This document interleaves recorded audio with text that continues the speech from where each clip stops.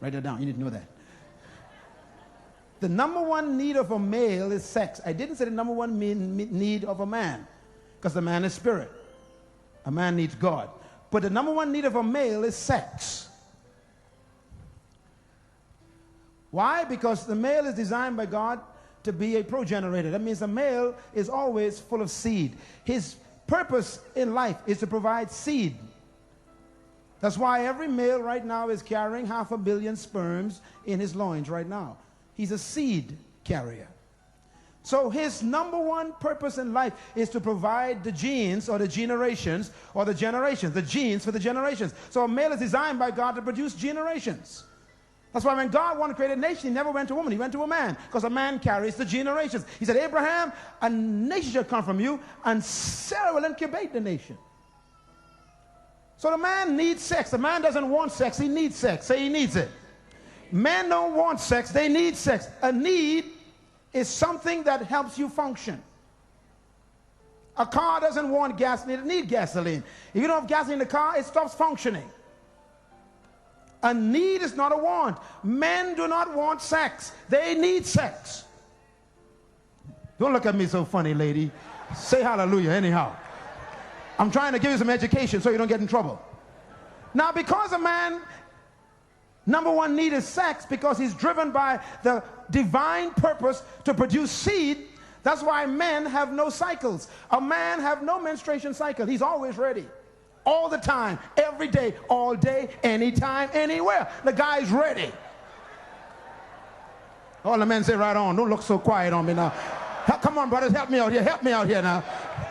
So you see, a man ain't got to build up to sex. He's just ready. And he ain't got no cycle. So he's ready even when you are not ready. Creates a problem. Now most women who are married, especially you Christian women, some of y'all think that your husband got a demon. What's wrong with you, man?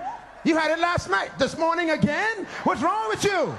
And yesterday you had it, day before. You're sick, man. I'm going to pray for you. I'm going to take you to Pastor Matthew and cast out this nymphomaniac demon. You are full of the devil. And so you take your husband down to the office. You make an appointment to see Brother Matthew and say, Pastor, my husband have a demon. He's a nymphomaniac. He won't leave his hands off me. You got to pray for him. Cast the demon out. And Brother Matthew says, I got the same demon.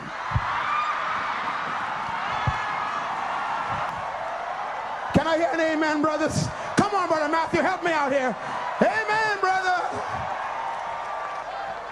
That ain't no demon. All the men say amen. All the men say leave the demon alone.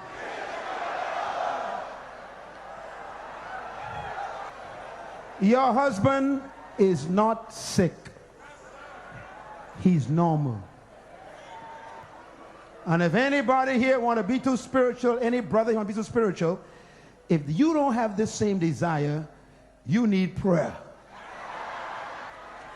Now, the question is, why is a woman's need not sex? A woman's number one need is not sex. Now, she likes sex. Sex is good for a woman, and she enjoys it. But it's not her motivational need. A woman's number one need is not sex. Write it down. Her number one need is affection. Affection is not sex, brothers. As a matter of fact, sex is the result of affection to a woman. If you give her affection, you'll get your need met. Now, some of you ladies need some help. You go to bed in the night, you got on all this clothes, socks, long mitten dress, tam on your head, you got wrapped up all around your body. The guy got to fight to find something. I mean, you got to stop this. All the men are shouting now, boy. Ladies, you want to be a good wife? Make it easy. Go with nothing on. Say, good night, baby. Come on to bed. I'm talking to wives now. If you ain't married, this ain't for you. Some men feel like they are raping their wives. Ladies, you ever wonder why Paul says, your body's not your own? Because sometimes you don't feel like it. The problem is he always feels like it. Now, women have 4 seasons: summer, winter, autumn, and spring. So men, you got to be